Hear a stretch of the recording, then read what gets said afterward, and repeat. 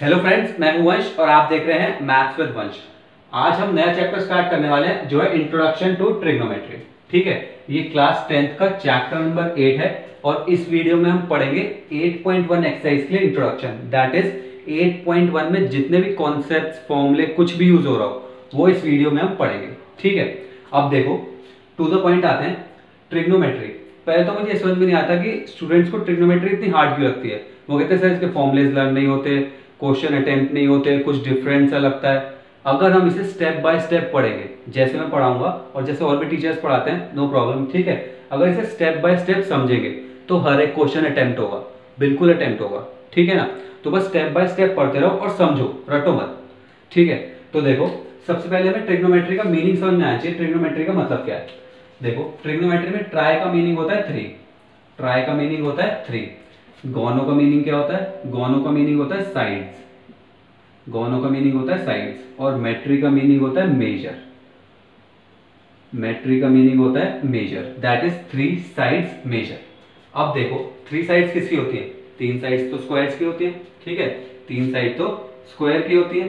नहीं, 3 साइड होती है हमारी ट्रायंगल की। लेकिन इसमें एक बात ध्यान रखनी है कि जो ट्रिग्नोमेट्री में हम ट्रायंगल यूज करते हैं, ठीक है, ट्रिग्नोमेट्री में जो हम ट्रायंगल यूज करते हैं वो राइट एंगल ट्रायंगल होता है।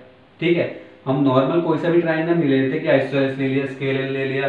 ठीक है, ऐसा नहीं, हम जब भी ट्रायंगल की बात करेंगे तो होगा राइट एंगल ट्रायंगल। और ट्रिग्नोमेट्री हम राइट एंगल ट्रायंगल के बेसिस पे ही पढ़ेंगे। जब भी पढ़ेंगे ट्रिग्नोमेट्री राइट एंगल ट्रायंगल के बेसिस पे ही पढ़ेंगे। अब राइट एंगल ट्रायंगल कौन सा होता है? राइट एंगल ट्रायंगल वो होता है जिसमें एक एंगल 90 डिग्री का हो। सपोज ये ट्रायंगल है ए बी सी, तो इसमें जो एंगल बी है वो 90 डिग्री का है। ठीक है, या फिर एंगल बी 90 डिग्री फॉर्म कर रहा है। अब देखो टू द पॉइंट आते हैं। 8.1 में सबसे पहले जो टॉपिक हमें पढ़ना है वो है ट्रिग्नोमेट्रिक रेशियोज। ठीक है, अब हम ट्रिग्नोमेट्रिक रेशियोज पढ़ेंगे, क्या होते हैं उसे समझेंगे और याद भी करेंगे। ठीक है ना, तो देखो पढ़ते हैं ट्रिग्नोमेट्रिक रेशियोज क्या होते हैं। अब देखो पढ़ते हैं ट्रिग्नोमेट्रिक रेशियोज। ठीक है, हमारा पहला टॉपिक है ट्रिग्नोमेट्रिक रेशियोज। अगर हमें ये रेशियोज लर्न नहीं हुए, अगर हमें ये रेशियोज लर्न नहीं हुए तो ट्रिग्नोमेट्री समझ में नहीं आएगी। ठीक है, लेकिन डरो मत, बहुत इजीली लर्न होते हैं। हमारे 6 ट्रिग्नोमेट्रिक रेशियोज होते हैं। ठीक है, 6 ट्रिग्नोमेट्रिक रेशियोज होते हैं और बहुत इजीली लर्न होंगे। ठीक है, बस स्टेप बाय स्टेप देखते जाओ। सबसे पहले तो हमें रेशियो का मतलब ही पता होना चाहिए क्या होता है। भाई रेशियो तो हम तब लर्न करेंगे जब हमें रेशियो का मतलब पता होगा। रेशियो का मतलब होता है कंपैरिजन करना। ठीक है, कंपैरिजन या फिर कंपेयर करना।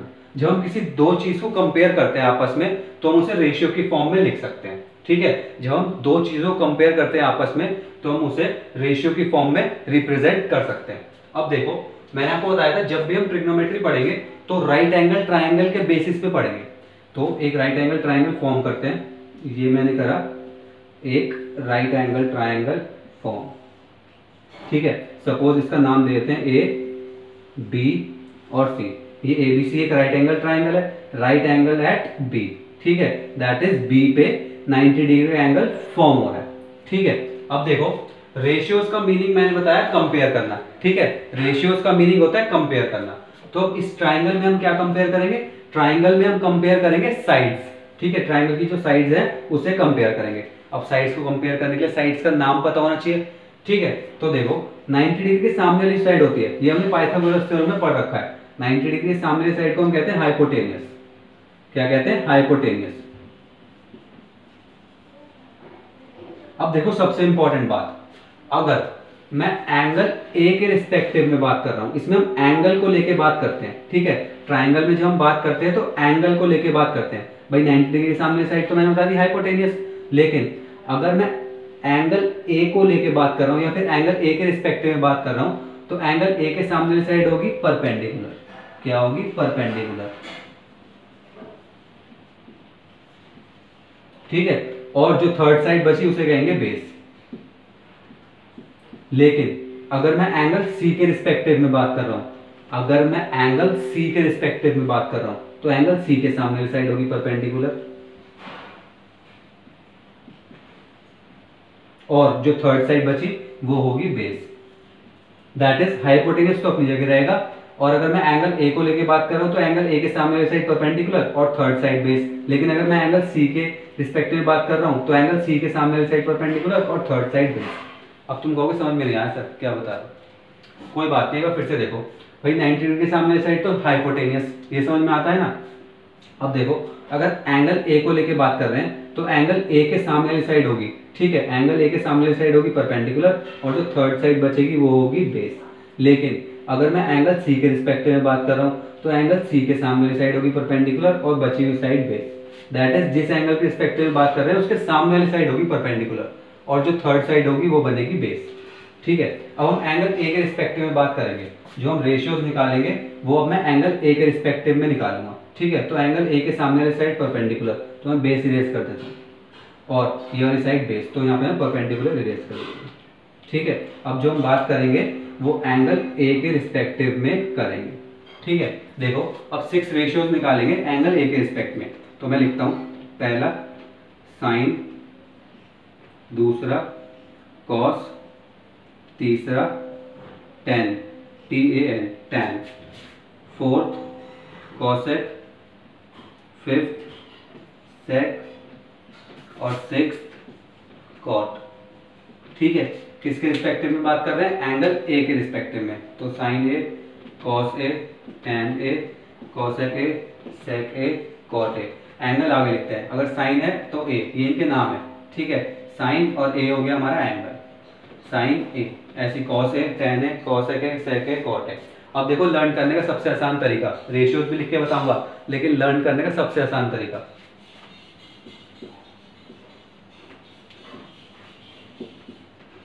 अब आप कहोगे ये क्या है, ये इनके शॉर्ट फॉर्म है। P का मतलब परपेंडिकुलर, B का मतलब बेस और H का मतलब हाइपोटेन्यूज, ठीक है। अब अगर मैं आपसे कहूँ कि ये P अपॉन H, ठीक है, ये है हमारा साइन, ये P अपॉन H ये है हमारा साइन, P अपॉन H, ठीक है। और B upon P that is base upon hypotenuse है हमारा कॉस, बेस अपॉन हाइपोटेन्यूज, और P upon B that is perpendicular upon base है हमारा टैन, ठीक है। तो इसे लर्न करने से ये 3 तो लर्न हो गए, ठीक है, इसे याद करने से ये 3 तो याद हो गए। अब मैं कहूँ कि इसी में से नेक्स्ट 3 भी आप लर्न कर लोगे। आप कहोगे वो कैसे, देखो कॉसेक ए, कॉसेक ए होता है हमारा साइन ए का अपोजिट, ये है हमारा परपेंडिकुलर अपॉन हाइपोटेनियस, तो वो होगा हमारा hypotenuse upon perpendicular, that is H upon P। Cos क्या होता है हमारा, कॉस है हमारा बेस अपॉन हाइपोटेनियस, तो सेक है उसका opposite, that is hypotenuse upon base, ठीक है, H अपॉन B। अब आप समझ गए होगे।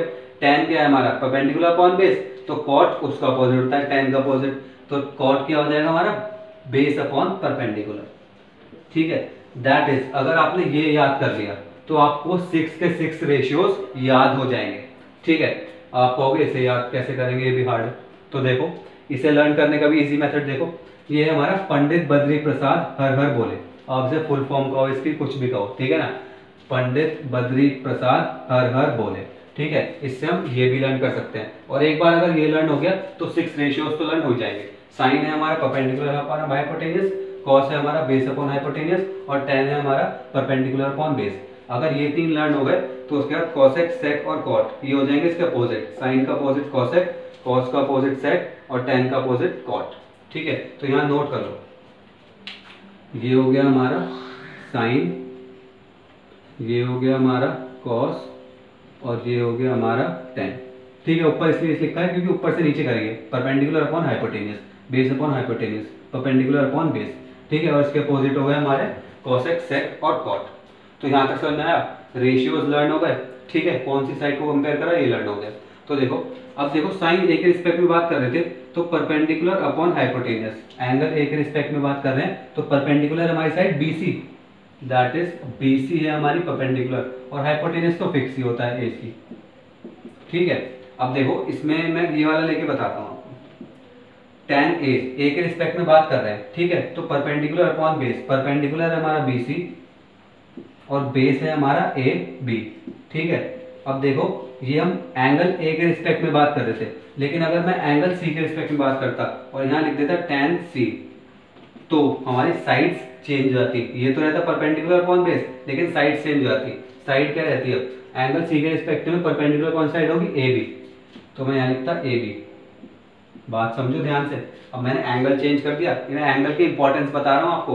tan c लिखा है, ठीक है, तो c के रिस्पेक्टिव में परपेंडिकुलर कौन साइड है, सामने वाली AC AB, ठीक है, और बेस कौन सी वाली साइड है, थर्ड साइड जो बची दैट इज BC।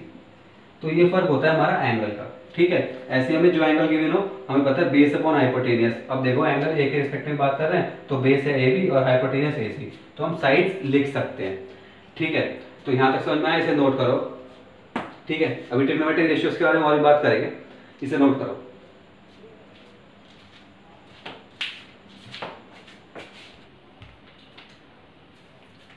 अब देखो ट्रिग्नोमेट्रिक रेशियोज के बारे में कुछ इंपॉर्टेंट बातें कर लेते हैं, ठीक है। इसके मैंने कुछ पॉइंट्स निकाले हैं, वो पॉइंट्स आपको बताऊंगा। ट्रिग्नोमेट्रिक रेशियोज के आई थिंक 6 पॉइंट्स निकाले मैंने टोटल। अब देखो ये तो हमने पढ़ लिया था sine cos tan cosec sec cot, ठीक है। इसे इसी वे में लर्न करना, sine cos tan cosec sec cot, तो इससे आपको पता चल जाएगा टेन के बाद जो कॉसेक आ रहा है वो साइन का अपोजिट है, सेक है जो कॉस का अपोजिट है, और कॉट है टेन का अपोजिट है, ठीक है। और हमने ये भी पढ़ लिया था पंडित बद्री प्रसाद हर हर बोले, ये हमने इसका पढ़ लिया था फुल फॉर्म, ठीक है, आपको मेमोराइज करने के लिए। अब देखो इंपॉर्टेंट पॉइंट्स, पहला पॉइंट है, ठीक है ना, ऑल इन ऑल 6 पॉइंट्स मैंने निकाले हैं जो मुझे लगे कि इंपॉर्टेंट है, आपको बताने चाहिए, आपको ट्रिग्नोमेट्रिक रेशियोज आगे सॉल्व करने में जो क्वेश्चन इसके आएंगे उसमें इजी रहेगा। देखो सपोज हमारे पास एक ट्राइंगल गिवन है, ठीक है, और मैं कहता हूं कि हमने इसकी साइड्स की लेंथ बताई है आपको। हाइपोटेनस हमने कहा कि 5 यूनिट्स है, बेस 4 यूनिट्स है, और परपेंडिकुलर की लेंथ 3 यूनिट्स है, ठीक है ना। अब देखो मैं एंगल ए के रिस्पेक्ट में बात करूंगा, क्यों, क्योंकि मैं इसे परपेंडिकुलर कह रहा हूं, और अगर एंगल ए हम बात करेंगे तभी ये परपेंडिकुलर होगा, अगर एंगल सी के बारे में बात करेंगे तो परपेंडिकुलर होगी ये वाली साइड, ठीक है ना। तो मैं एंगल ए के रिस्पेक्ट में बात कर रहा हूं, तो देखो मैं आपसे पूछ रहा हूं कि साइन ए की वैल्यू बताओ। भाई साइन ए की वैल्यू बताओ। साइन ए क्या होता है हमारा, परपेंडिकुलर अपॉन हाइपोटेनियस, तो परपेंडिकुलर है हमारा 3 यूनिट्स और हाइपोटेनियस है 5 यूनिट्स, तो साइन ए हो गया हमारा 3/5, ठीक है, फेयर, बिल्कुल सही। अब देखो अगर मैं आपसे पूछूं कि कॉस ए बताओ, कॉस ए कितना होता है, तो आप कहोगे कॉस होता है हमारा बेस अपॉन हाइपोटेनियस, ठीक है ना।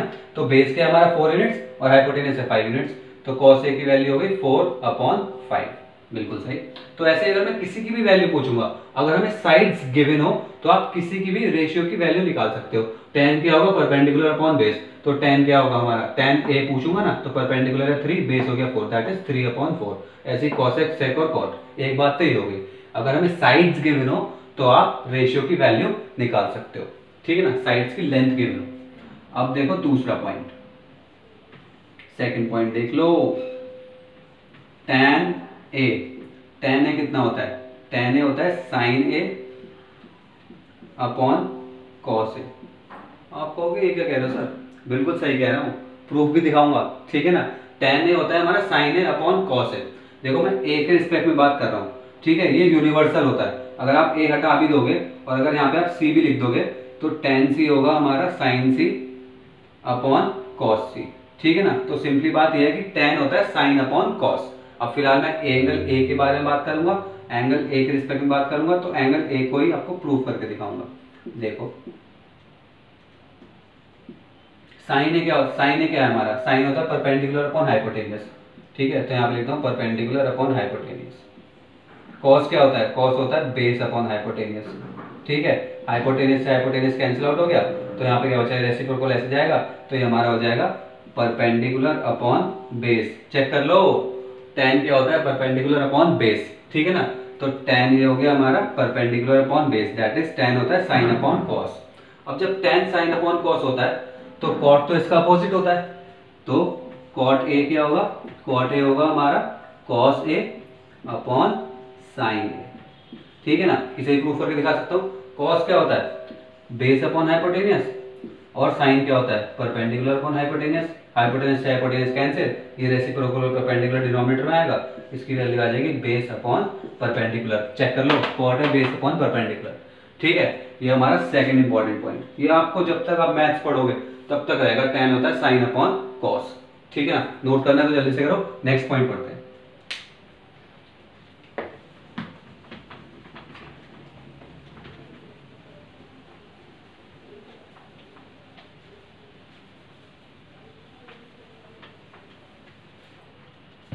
अब देखो थर्ड पॉइंट है हमारा साइन साइन ए का मतलब क्या होता है, ठीक है। आप कई बार इसका मीनिंग जो है वो गलत प्रिटेंड कर लेते हो। आप बच्चे सोचते हो कि साइन ए का मतलब होता है साइन मल्टीप्लाई बाय ए, और ये बिल्कुल गलत है, ठीक है। साइन ए का मतलब साइन मल्टीप्लाई बाय बिल्कुल नहीं होता।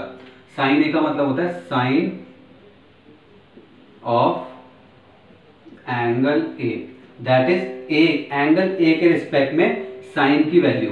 भैया हमें साइन तो पता है, साइन क्या होता है परपेंडिकुलर अपॉन हाइपोटेनियस, लेकिन हमें ये नहीं पता किस एंगल के बेसिस पे लें। तो ये साइन ए लिखते हैं, दैट इज एंगल ए के रिस्पेक्ट में साइन की value, that is perpendicular upon hypotenuse बताओ एंगल ए के रिस्पेक्ट में। इसलिए हम एंगल ए लेते हैं तो परपेंडिकुलर ये हो जाता है और हाइपोटेनियस ये हो जाता है, ठीक है ना। ऐसे अगर लिखो कॉस ए तो उसका मतलब होगा cos of angle A, that is angle A के रिस्पेक्ट में कॉस की वैल्यू, ठीक है ना। ये बात बिल्कुल इंपॉर्टेंट है, इसमें कंफ्यूज बिल्कुल मत होना। Cos A means cos of angle ए, ऐसे ही सबके लिए है। अगर tan लिखा हो तो tan of angle A, cosec of angle ए, ठीक है ना। दैट इज साइन की वैल्यू एंगल ए के रिस्पेक्ट में। अब देखो तुम क्या समझते हो कि साइन ए लिखा है तो इसका मतलब हो गया साइन मल्टीप्लाई बाय ए, ठीक है। सपोज एंगल ए दे रखा है हमें 60 डिग्री और साइन होता है परपेंडिकुलर अपॉन हाइपोटेनियस, तो perpendicular upon hypotenuse multiply by 60 degree. Perpendicular क्या हमारा 3 यूनिट्स, हाइपोटेनियस क्या 5 यूनिट्स, मल्टीप्लाई बाय 60 डिग्री। और ये बिल्कुल गलत हो जाएगा, ठीक है ना। ध्यान सुन लेना, बिल्कुल गलत है ये, और इस बात को ध्यान से देख लेना, ठीक है ना। अब देखो फोर्थ पॉइंट देखते हैं। फोर्थ पॉइंट क्या है हमारा, फोर्थ पॉइंट है हमारा, देखो मैंने कहा कि साइन ए क्या होता है, ठीक है ना, एंगल ए के रिस्पेक्ट में साइन की वैल्यू। तो साइन ए हमारा परपेंडिकुलर अपॉन हाइपोटेनियस, ठीक है। साइन तो हमें बताता है कि साइन में खुद ही हूँ परपेंडिकुलर अपॉन हाइपोटेनियस, लेकिन जब ए लगाए थे तो एंगल भी इंक्लूड हो जाता है। तो साइन ए क्या है परपेंडिकुलर अपॉन हाइपोटेनियस। अब मैं कहना क्या चाह रहा हूँ कि जो ट्रिग्नोमेट्रिक रेशियोज होते हैं, ठीक है, एंगल के थ्रू डिफाइन करते हैं हम, sign A, cos A, ten ए, ठीक है, cosec A, sec A, cot ए। तो ये एक रिलेशन होता है किसके बीच में, ये तो एंगल हो गया, ठीक है, ये तो एंगल हो गया, और ये क्या है, ये है साइड्स। तो जो ट्रिग्नोमेट्रिक रेशियोज हैं, टी आर लिख रहा हूं मैं, ट्रिग्नोमेट्रिक रेशियो है वो एक रिलेशन है, वो एक रिलेशन है किसके बीच में, एंगल के बीच में और साइड्स के बीच में ऑफ अ ट्राइंगल, ठीक है। Trigonometric ratio is the relation, ठीक है, ट्रिग्नोमेट्रिक रेशियो यहां लिखता हूं, is the relation between angle and side, ठीक है। साइड और एंगल के बीच में एक रिलेशन है of a triangle, of a right angle triangle, ठीक है। ये भी बहुत इंपॉर्टेंट बात थी कि एक रिलेशन होता है वो एंगल और साइड के बीच में। अब देखो नोट करो, अगला पार्ट करते हैं जल्दी से, फिफ्थ पॉइंट, ठीक है।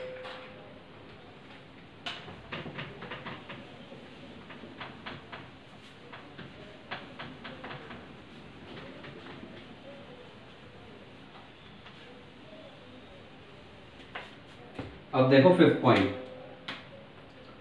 Point that is second last point, ठीक है।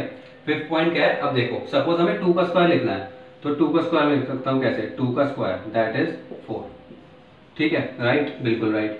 लेकिन अगर मुझे ट्रिग्नोमेट्रिक रेशियो का स्क्वायर करना है, क्या करना है, ट्रिग्नोमेट्रिक रेशियो का स्क्वायर करना है, तो मैं कैसे करूंगा, देखो साइन ए का सपोज स्क्वायर करना है तो मैं बाहर ब्रैकेट लगाऊंगा और स्क्वायर कर दूंगा, ये बिल्कुल राइट वे है। एक तरीके से और लिख सकता हूँ, वन वे तो ये हो गया, सेकंड वे क्या है, सेकंड वे है कि मैं साइन बीच में स्क्वायर लिख सकता हूँ और फिर ए लिख दूँ, तो इसका मतलब भी यही है कि मैं साइन ए का स्क्वायर कर रहा हूँ, ठीक है। सपोज साइन ए की वैल्यू दे रखी है, साइन ए क्या है हमारा 3 पर perpendicular upon hypotenuse that is 3/5 का होल स्क्वायर, ठीक है। लेकिन तुम गलती से ऐसे मत लिख देना जैसे ये लिखा है 2 का स्क्वायर, साइन ए का स्क्वायर, या तो ब्रैकेट लगाना, ठीक है, या फिर स्क्वायर लिखना है यहाँ पे। और अगर गलती से आपने इसे ऐसे छोड़ दिया तो इसका मीनिंग अलग है, इसका मतलब है कि एंगल का स्क्वायर कर रहे हैं, ध्यान से सुन लो, इसका मतलब है कि एंगल का स्क्वायर हो रहा है, ठीक है ना। तो हम ऐसे लिखेंगे साइन स्क्वायर है, या फिर ऐसे लिखेंगे साइन ए का होल स्क्वायर, तो इसका मतलब तो हो गया कि वैल्यू का स्क्वायर हो रहा है, इसका मतलब बिल्कुल गलत, ठीक है, दैट इज एंगल का स्क्वायर हो रहा है, ठीक है। ये बात बहुत इंपॉर्टेंट लगी इसलिए मैंने इसे भी इंक्लूड कर लिया। अब देखो 6 पॉइंट मुझे थोड़ी ज्यादा स्पेस चाहिए समझाने के लिए, इसलिए मैंने लास्ट में रखा, वो जल्दी से नोट करो। अब देखते हैं 6 पॉइंट क्या है। अब देखो 6 पॉइंट देख लेते हैं क्या है, ठीक है, इंपॉर्टेंट पॉइंट है और थोड़ा टाइम लगेगा बताने में, लेकिन इंपॉर्टेंट बहुत है, ठीक है ना, ध्यान से सुनना। 6 पॉइंट ऑफ ट्रिग्नोमेट्रिक रेशियोज जो मुझे इंपॉर्टेंट लगा। देखो the value of trigonometric ratios, मैंने टीआर लिख दिया और रेशियोज लिखा है, सब रेशियो की बात करूंगा, साइन की, कॉस की, टेन की, कोसेक, सेक और कॉट की, ठीक है ना। The value of trigonometric ratios of an angle do not very, that is एक एंगल के रिस्पेक्ट में चेंज नहीं होता, वेरी का मतलब चेंज नहीं होता, with the length of the triangle, अगर ट्राइंगल की लेंथ चेंज हो, if the angle remains the same, अगर एंगल सेम रहे तो। अब देखो शॉर्ट फॉर्म में क्या कह रहा है, ये कह रहा है अगर मैं एक छोटे साइज का ट्राइंगल लूं, दैट इज ट्राइंगल की जो साइड्स की लेंथ है वो छोटी है, और एक बड़े साइज का ट्राइंगल लूं, दैट इज इसमें साइड्स की जो लेंथ है वो बड़ी है, लेकिन अगर एंगल सेम है, सपोज यहाँ ये भी एंगल 60 डिग्री फॉर्म कर रहा है और ये भी एंगल 60 डिग्री फॉर्म कर रहा है, तो जो ट्रिग्नोमेट्रिक रेशियो की वैल्यू होगी वो सेम रहेगी। आप कहोगे क्या कह रहे हो, बिल्कुल सही कह रहा हूँ, एक बार और सुनो। अगर मैं एक छोटा ट्राइंगल लूँ और एक बड़ा ट्राइंगल लूँ, लेकिन एंगल की वैल्यू सेम है, ठीक है ना, और अगर मैं इस एंगल के रिस्पेक्ट में साइन ए की वैल्यू निकालूं और इस एंगल के रिस्पेक्ट में साइन ए की वैल्यू निकालूं, सपोज 60 डिग्री लिख देता हूँ, ए नहीं लिखता, 60 डिग्री ले रहा ना, तो अगर मैं इसमें साइन 60 डिग्री निकालूं और इसमें साइन 60 डिग्री निकालूं, तो दोनों का रेशियो जो परपेंडिकुलर अपॉन हाइपोटेन्यूस आएगा वो सेम आएगा, ठीक है। दैट इज ट्राइंगल के साइज पे डिपेंड नहीं करता, एंगल पे डिपेंड करेगा कि वैल्यू क्या आएगी रेशियो की, ठीक है, और अगर एंगल सेम है तो रेशियो की वैल्यू सेम आएगी, चेंज नहीं होगी, प्रूफ भी करके दिखाऊंगा, ठीक है ना। बस बात इतनी समझो कि ट्राइंगल का साइज चेंज होगा तो ट्रिग्नोमेट्रिक रेशियो की वैल्यू चेंज नहीं होगी, अगर एंगल सेम है तो। अब देखो प्रूफ देखो, मैंने एक ट्राइंगल लिया ABC जो राइट एंगल है B पर, दैट इज B पे 90 डिग्री का एंगल फॉर्म हो रहा है, ठीक है। अब देखो मैंने AB साइड पे एक पॉइंट लिया, कोई सा भी रैंडम पॉइंट ले लो, मैंने यहाँ पे ले लिया, ठीक है ना, उसके अंदर ही लेना है, AB पे एक पॉइंट लिया और एक परपेंडिकुलर ड्रॉ करा AC तक, दैट इज वो लाइन ड्रॉ कर दी मैंने AC तक, तो परपेंडिकुलर ड्रॉ करा है, तो ये जो एंगल बनेगा यहाँ पे वो बनेगा 90 डिग्री। सपोज इस पॉइंट को मैं मान लेता हूँ P, इस पॉइंट को मैं मान लेता हूँ M, तो M पॉइंट पे जो बनेगा वो 90 डिग्री का एंगल बनेगा। तो देखो हमारे दो एंगल फॉर्म हो गए, एक तो हो गया small triangle that is AMP और एक हो गया बिग ट्राइंगल, बिग साइज का ABC, ठीक है। अब देखो ट्राइंगल कौन कौन से हो गए, ट्राइंगल AMP और ट्राइंगल ABC, ठीक है, AMP और ABC। अब देखो अगर चैप्टर नंबर 6 हमारा है ट्राइंगल्स, ठीक है, क्लास 10th का चैप्टर नंबर 6 है ट्राइंगल्स, उसमें एक प्रूफ है, अगर आपने ट्राइंगल्स नहीं पढ़ा तो भी प्रूफ समझ में आएगा। देखो मैं क्या कर रहा हूँ, अगर हम दो ट्राइंगल्स लेते हैं उनके कोई से भी दो एंगल्स सेम प्रूफ कर देते हैं, दैट इज इक्वल प्रूफ कर देते हैं, ठीक है। अगर हम दो ट्राइंगल्स लेते हैं और उनके दो एंगल्स इक्वल प्रूफ कर देते हैं तो वो दोनों ट्राइंगल्स आपस में सिमिलर होते हैं, ठीक है। अब मैंने एक ट्राइंगल लिया AMP और एक ट्राइंगल लिया ABC, अब देखो ये 90 डिग्री है, ये भी 90 डिग्री है, एक एंगल हो गया, और एंगल A तो दोनों में कॉमन है तो दो एंगल हो गए, दैट इज मैंने दो एंगल इक्वल प्रूफ कर दिए, तो ये जो दोनों ट्राइंगल हैं वो सिमिलर हो जाएंगे, सिमिलरिटी का साइन होता है ये, ठीक है ना, वो दोनों ट्राइंगल सिमिलर प्रूफ हो गए, AMP और ABC। ये चैप्टर नंबर 6 है आई थिंक ट्राइंगल्स, उसका प्रूफ है, कोई हार्ड नहीं है, बस अगर दो ट्राइंगल्स लोगे उनके दो एंगल्स सेम प्रूफ कर दोगे तो वो दोनों ट्राइंगल्स आपस में सिमिलर प्रूफ हो जाएंगे। अब देखो जब ये दो ट्राइंगल्स आपस में सिमिलर प्रूफ हो गए तो इनकी कॉरस्पॉन्डिंग साइड्स का रेशियो इक्वल होगा। आप कहोगे ये क्या कह रहे हो, इनकी कॉरस्पॉन्डिंग साइड्स का रेशियो इक्वल होगा, इसका मतलब क्या हुआ, AM, ठीक है, AM अपॉन AB इक्वल होगा MP upon BC, MP upon BC equal होगा AP upon AC, AP upon AC। Corresponding sides का मतलब होता है आसपास की, जैसे AM लिया तो यहाँ पे AB लोगे, यहाँ पे MP लिया तो यहाँ पे BC लोगे, यहाँ पे AP लिया तो यहाँ पे AC लोगे, ठीक है। तो इनकी कोरस्पॉन्डिंग साइड्स का रेशियो इक्वल होगा, ये हमने पढ़ेंगे ट्राइंगल्स में, नहीं पढ़ा तो सिर्फ इतनी सी बात समझ लेना, ठीक है। दो ट्राइंगल्स अगर सिमिलर हैं तो उनके कोरस्पॉन्डिंग साइड्स का रेशियो सिमिलर होगा, इक्वल होगा। तो देखो अब क्या पता चला इस समय, ये बहुत काम आएगा, ठीक है, ये बहुत इंपॉर्टेंट है। अब देखो साइन ए निकालते हैं, एक बार छोटे ट्राइंगल में निकालूंगा, एक बार बड़े ट्राइंगल में निकालूंगा। साइन ए, देखो साइन ए क्या होता है, परपेंडिकुलर अपॉन हाइपोटेन्यूस, छोटे ट्राइंगल की बात कर रहा हूँ। ए परपेंडिकुलर क्या है, PM, भाई एंगल के सामने वाली साइड ही तो होती है परपेंडिकुलर, तो परपेंडिकुलर हो गया PM और हाइपोटेन्यूस क्या हो गया AP, that is PM upon AP, और ये तो हो गया हमारा स्मॉल ट्राइंगल लिख रहा हूँ। अब देखो बिग ट्राइंगल की बात करते हैं, बिग ट्राइंगल में क्या है, बड़े ट्राइंगल में ए के सामने side perpendicular, that is C B upon A C. ठीक है, that is C B upon A C. मैं क्या कह रहा हूँ कि अगर छोटा ट्राइंगल हो और बड़ा ट्राइंगल हो, एंगल सिमिलर है, तो ये दोनों जो रेशियो है, ठीक है, ये दोनों जो रेशियो है ये सिमिलर होने चाहिए, इक्वल होने चाहिए। अब देखो इक्वल मैं इससे प्रूफ कर दूंगा, वो कैसे? देखो सी बी अपॉन ए सी चाहिए, तो सी बी किधर आ रहा है? सी बी आ रहा है ये, बी सी लिखो या सी बी लिखो, और क्या चाहिए? ए सी आ रहा है, तो मैं इन दोनों की बात करूंगा, ये और ये। ठीक है ना, सी बी अपॉन ए सी चाहिए, तो सी बी को ले जाता हूँ, ए पी को नीचे ले जाता हूँ, यहाँ लिख देता हूँ बी सी को, सी बी को ऊपर ले जा रहा हूँ। ठीक है, बी सी लिखो या सी बी अपॉन ए सी, और यहाँ पे क्या है? एम पी, तो नीचे आ जाएगा A P, M P upon A P. ठीक है, और यही तो प्रूफ करना था, पी एम लिखो या एम पी लिखो, ए पी। ठीक है, तो M P upon A P equals to C B upon A C, ये इससे प्रूफ हो गया। यही मैं कह रहा था, अगर एंगल सेम हो तो ट्राइंगल बड़ा हो या छोटा हो, रेशियो की वैल्यू सेम होती है, इक्वल आ गई। ठीक है ना, अब कॉस के बारे में बात करते हैं, उसमें भी सिमिलर आ गई, तो इसका मतलब सब में ही सिमिलर आएगी, टैन में, कोसेक में, सेक में और कॉट में। देखो कॉस ए निकालता हूँ, ठीक है ना, क्योंकि ए एंगल की वैल्यू सेम है इसलिए ए की बात कर रहा हूँ।